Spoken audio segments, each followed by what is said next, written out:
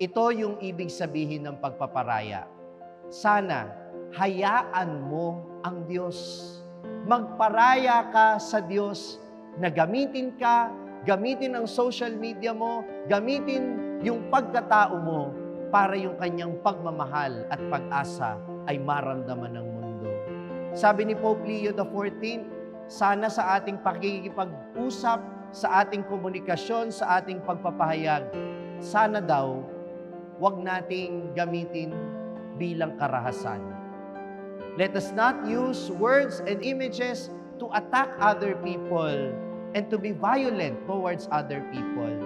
Kasi kung minsan, hindi ninyo namamalayan yung simpleng comment ninyo, yung post ninyo na akala ninyo wala lang, pwede palang makasira sa ibang tao. Kaya huwag ninyong gagamitin yan para makapanira.